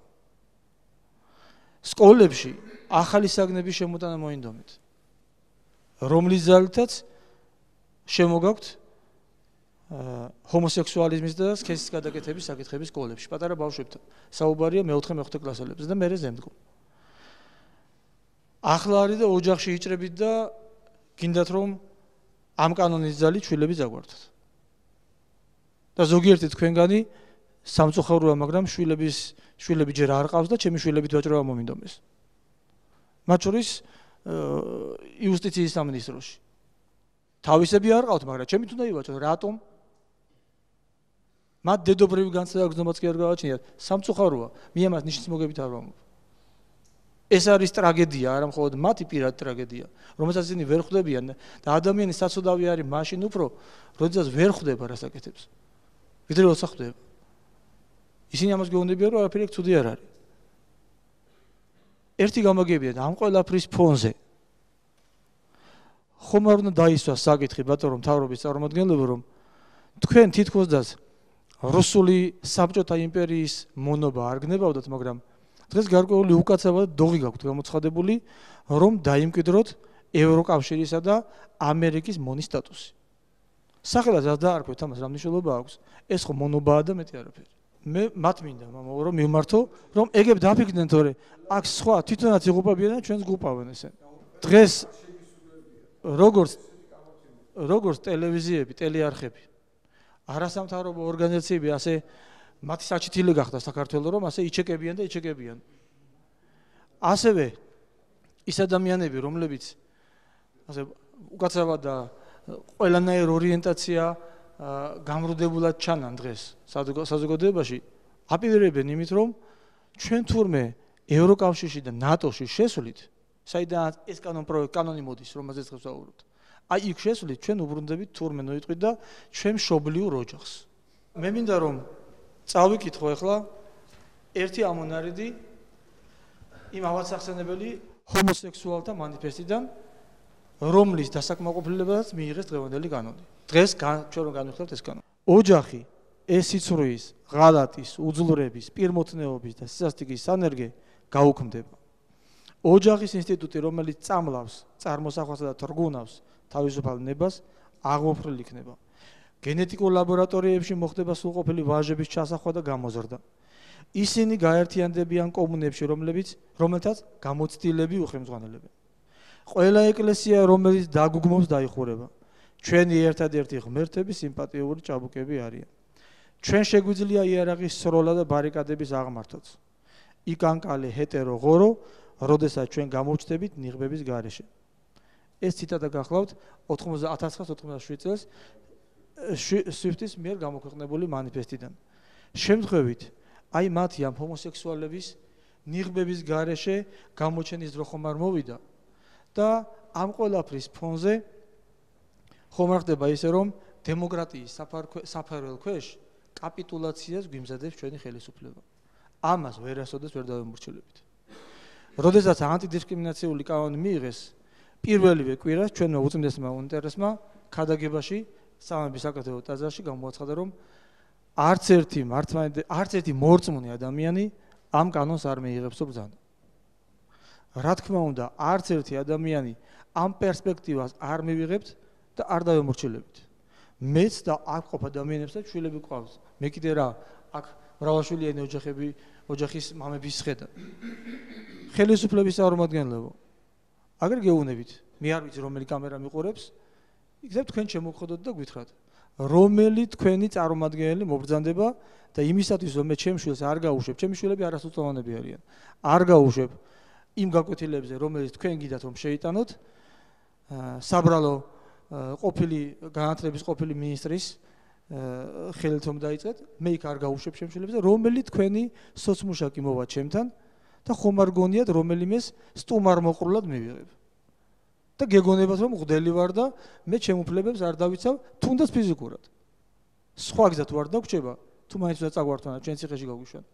მაშინ რა თქმა უნდა, მე ჩემი ღირსება უნდა დავიცვა, არა ისე როგორც უღირსებოების ხვების ღირსებას იცავენ ომბუდსმენის სამსახურში და სხვაგან, არამედ ისე, როგორც ეს ეკადრება მართლმადიდებელ ადამიანს. მიუხედავად იმისა, ეს იქნება მღვდელი, თუ ეს იქნება უბრალოდ ერისკაცი, ჩვეულებრივი ერისკაცი. თქვენ ყველას მადლობას მოგახსენებთ, რომ საშუალება მომეცით, ხელისუფლება იქნებ გაითვალისწინოს, რომ არასოდეს არ მოხდება ის, რაც თქვენ მოგიწყვეს და ბოლოს. მე გავიხსენებთ ღვთისმეტყველებაზე ზედმეტია უკაცრავად და ზოგიერთ თქვენგან დასაუბარი, გავიხსენებ ჭაბუ ამირეჯიბის, არ გავიხსენებ, პერიფრაზს გავაკეთებ. სადაც საუბრობს მამაძაღლ სეთურზე. რა დღეში ჩაგაგოთ ამერიკის ელჩმა ხედავთ? მოგესალმებით, მე გახლავართ ლაშ ცაიშვილი, თეოლოგი და სოციალურ მეცნიერებათა დოქტორი. დიდი მადლობა მინდა მოგახსენოთ გადაცემაში მოწვევისთვის. ამ კანონს შეიძლება ეწოდოს მცოცავი ბოროტება, რომელიც სიკეთის სახით მოდის თავდაპირველად, ნელ-ნელა ესე მოცოცავს და ბოლოს იქამდე მიდის, რომ მშობელს არ აძლევენ შვილის აღზრდის უფლებას. და მორალურად რანაირ სივრცეში აღმოჩნდებით ამ დროს. კანონები მშობელს აძლევენ იმის უფლებას, რომ შვილი მოკლას მუცელში და შვილი რო აღზარდოს ამის უფლებას არ აძლევენ. არ არსებობს მშობელი და შვილის ურთიერთობა, როდესაც მშობელი რაღაცაზე არ გაუბრაზდეს შვილს. და საბოლოოდ რა გამოვა? რომ ყველა ოჯახი იქნება იმის შიშის ქვეშ, რომ შეიძლება მას ნებისმიერ წუთას წაართვან შვილი და ფოლადის კედლები არავის არ აქვს სახში, ხო? საკმარისეო მეზობელმა, ავად ცუდად განწყობილმა მეზობელმა გამოიძახოს სოცმუშაკი, ხო? საბოლოოდ ბატონო გურამ, მე მრჩება იმის შთაბეჭდილება, რომ შვილის ყოლის უფლება ექნება მარტო იმ ადამიანს, ყოლის უფლება რატომ? ამასაც მე ავხსნი. ვინც არის ლიბერალი, იმიტომ რომ ლიბერალები ყველა აბსოლუტური თავისუფლებით გაზდიან თავიანთ შვილებს და არ აინტერესებთ რომელი შვილი რა გზას ადგას და დღისიც სად არის და ღამით სად არის და რა ბოროტებაშიც არ არის. დღეს ღვთისყალობით ვყავს შვილი, მაგრამ მე ყველას ვეუბნები რომ მხოლოდ თუ ვინმე გაბედავს რომ მე შვილი დამართვას, ხო? ეს მოხდება ჩემს გვამს იქით. საზოგადოება დაფიქრდეს. თითქმის ყველა ოჯახს შეეხება ეს, იმიტომ რომ თითქმის უმრავლესობა, ალბათ 80% ჩვენი ქვეყნის არის გაჭირვებული. და ღვთის წინაშე ვაგებთ პასუხს იმ არჩევანზე, როგორ ხელისუფლებას ავირჩევთ. 150 ადამიანმა დღეს გადაგვიწყვიტა ჩვენი შვილების წართმევა. ერთი ადამიანიც არ აღმოჩნდა, აი ამდენ, არ ვიცი რა დავარქვა სახელი ახლა, მაინც ასრულებელად არ მინდა შევიკავო, მაგრამ უკარნა ხეზა რა საჭიროა წაკითხვა. და ერთი კაცი არ აღმოჩნდა. ერთი კაცი არ აღმოჩნდა, რომ ამას შეწინააღმდეგებოდა. გახსოვთ კომუნისტებისთვის როგორ იყო? ძივინოს და ძისადიღი ძევის ძისადღი იქაც რაღაც პროცენტი ვითომ რჩებოდა რა. აქ ესეც არ იყოთ. აი ესეთი დამონებულები არიან ესენი ამ დასავლეთს. და 150 კაცმა თუ 150 კაცმა ჩვენ რა გადაგვიწყვიტოს 3 მილიონი თუ 4 მილიონიან ქართულ ხალხს ჩვენი შვილების ყოფნა არ ყოფნის საკითხი, ეს უკვე მგონი ჩვენ სინდიზეც არის უკვე რა. აი ეს გავითვალისწინოთ. მადლობთ. გვართმევენ შვილებს, ეს ნიშნავს რომ სულიერადაც გვართმევენ, იმიტომ რომ აი ეს ბანაკები, რომელიც აქ იყო ხსენებული, სწორედ იმას ემსახურება, რომ იქ მათ თავისებურ ორიენტაციას მიცემენ, თავისებურად გაზდიან, ანუ სულიერ აგრესორებად ჩამოაყალიბებენ არა მარტო ოჯახების და ქვეყნის, არამედ უპირველეს ყოვლისა ღმერთის და სარწმუნოების. გამორიცხულია სასულიერო პირმა, მით უმეტეს ნებისმიერ ქრისტიანმა სასულიერო პირმა ამის წინააღმდეგ ხმარომ არ მოიღოს და ამას დაუყავს და ეს მიიღოს. ეს იქნება ჩვენგან ღალატი. ღალატი ქრისტესი, ღალატი ჩვენი შვილებისა, ღალატი ჩვენი სამშობლოსი. ჩვენ რომ ეს საკითხი მივიღოთ, გავატაროთ ისე რომ მომაზე ხმარ არ მოვიღოთ, რა გამოდის რომ ბავშვი თუ თქვა მშობელი დაუნაშავე, ბავშვი ისჯება. ესე იგი მშობლის დანაშაულზე რა თქმა უნდა უსაფუძვლოზე, მაგრამ თქვათ ბავშვს ჯიან. ანუ დაჟილი ბავშვი გამოდის, ვის წდება მშობელს, ოჯახს და საყვარელ გარემოს. კიდევ ბოლოს მინდა ვთქვა, რომ ჩვენ ეკლესიის წევრები და ქრისტიანები ამათ შვილებს არ გავატანთ. თავარი მიზანი, აი მამადავეთმა ეს ცნობილი მანიფესტი წაიკითხა, თავარი მიზანი აქ ის არის, რომ თვითონ არ ყავთ შვილები ამ LGBT თუ LGBT თემს. და ჩვენი შვილებით უნდათ მომავალი შეიქმნან. და ამას არ დაუშვით. იყო ესეთი რა, ჩიც ბუდეს ვინ დაუგრევდა. ესე იყო ცუდი ბავშვი, ესე ვქვა. როცა ვიზრდებოდით, ცუდი ჩიცაც აქვს იმის უფლება, რომ თავისი კი, მაგრამ ადამიანს შეხვიდა და ბავშვი წაართვა, დაუნგრიო ყველაფერი. და ამას ჩვენ ახლა განვიხილავთ და რაღაცა ამაზე, რა ვიცი, თუ კი რამეზე შეიძლება ხმა იმაღლოს ადამიანმა და იბრძოლოს და ყველაფერი გააკეთოს, მე მგონი ამ საკითხზე და აი ამ კანონზე უნდა შევეწინააღმდეგოთ და ვიბრძოლოთ, სწორედ რომ ეს კანონი როგორმე იქნას გაუქმებული და იმ ხელისუფლებასთან ერთად, რომლებიც ეს კანონი მიიღეს. არჩენი კიდე ჩვენზეა დამოკიდებული. არჩევნებამდე რას გავაკეთებთ და არჩევნების დროს კიდე რას გავაკეთებთ. შეთქმულების თეორიაზე ლაპარაკობენ ხშირად, როდესაც სიტყვი რამეს რაც იცავს ადამიანის ნეობას, ღმერთის ერთგულებას, ეგრევე იწყება შეთქმულებაზე ლაპარაკი. და ფიქრობენ, ზოგი დღედაღამე ფიქრობს, ეხლა უნდა დავეხმაროთ რომ არ იწვალონ. ვისკენა ვარ ჩვენ? მორწმუნე კაცმა იცის რომ ღმერთმა თქვა, პატივეც მამასა და დედაშალს შენსა. ანუ შვილს მოეთხოვება მორჩილება მშობლის. ეს კანონი ეუნება შულს, რომ მშობელს არ დაემორჩილოს. მორწმუნეერი მიხვდა უკვე, რომ ეს კანონი არის ჩვენთვის მიუღებელი. და ვინც ამას იცავს, ის არის ღვთის და მორწმუნეერის მტერი. არც მეტი და არც ნაკლები. ეხლა მეორე. ასევე ვიცი ჩვენ მშობლები ვინც ავართ იმათმა ღვთისგან, რომ ჩვენი შვილები უნდა აღზარდოთ ღმერთის ერთგულებით. ვასწავლოთ ზნეობა, ღვთისნებების სიყვარული, სამშობლოს სიყვარული. ამაში ხელს გვიშლიან. უკვე ხდება მორწმუნე კაცი, რომ ეს მისთვის მიუღებელია. ეხლა ვინც ვერ ხდება იმას მინდა უთხრა. ძველად თქმაში ესეთი ადამიანია მოხსენიებული, ელი ღვთელთავარი. ყავდა ორი შვილი, რომელსაც არ ჟიდა. ისინი არ ცხოვრობდნენ ისე, როგორც შეშვენოდა მათ მაღალ ღირსებას. მარტო თვილი სიტყვით ელაპარაკებოდა, არ შეიძლება შვილებო ესეო. ჩვენ ხო გვიგწალავ მკაცრად არავის არაფერი არ უნდა უთხრათ თურმე. აქ ძალადობას არ გულისხმობ, სიმკაცრეს გვიგწალავ. ელი ღვთელთავარი დაისაჯა. ორივე შვილი მოუკვდა ომში. და როცა გაიგო ეს ამბავი, თვითონ გადმოვარდა და ხერხემალში გადაწყდა და თვითონაც გარდაიცვალა. მამას დაისაჯა და შვილებიც. იმიტომ რომ მამა არ იყო მკაცრი, შვილები არ უჯერებდნენ მამას. ეხლა ვიჩვე გვისმეს, მე მხარს მინდა ვკითხო. რა გვინდა ჩვენ? ღმერთი გვაკურთხებდეს და გვეწეოდეს, თუ ჩვენი ხელით ვლესდეთ დანას, რომელიც დასაკლავი ღორივით რო დაიკლება ადამიანი, ის ღორსო დაკლავენ, აი ესე დავიკლებით და დავიჯებით ღვთის წინაშე. როდესაც გავართ აქედან, ამაზე არავინ არ ფიქრობს.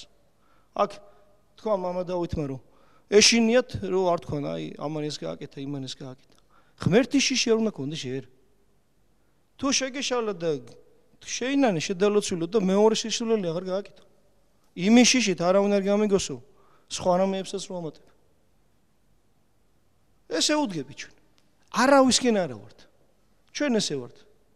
ხელისუფალი, როდესაც ღმერთის ცნებების ერთგული არის, ვემორჩილებით და ვემსახურებით.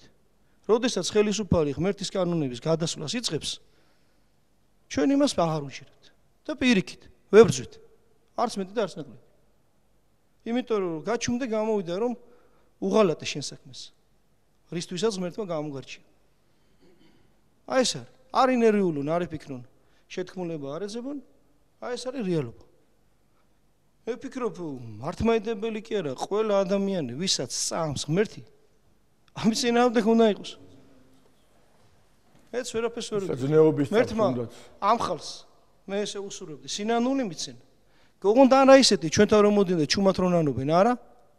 საჯაროდ რომ დააშავებ, ბოდიშიც უნდა მოიხადო საჯაროდ, თუ ხარ ვაჟკაცი. და ჩვენ იქ ცოტა ხნის წინ ვიყავით პარლამენტში იქ, არ ვიცი ვინ იყო ის დეპუტატი, ახლა მე მაგათ კარგად ვერ ვცნობ. მეო მაგას როგორ მაკადრებთ? და კანონში ეხო მოაწერე ხელი. მე არ კი არ გაკადრე. შენ თვითონ აკადრე შენ თავს ის, რაც სხვამ რო გაკადროს, არ იქნება სული. ერთმა ახალს კიდე სინანული მისცეს და ვინც იცავს სიწმინდეს, ერთმა ძალა რომ ბოლომდე დავიცვათ და ემსახუროთ. ჯერ ღმერთს, მერე სამშობლოს და ჩვენ ოჯახებს. დიდი მადლობა რომ მობრძანდით და დაგვითმოთ ამდენი დრო.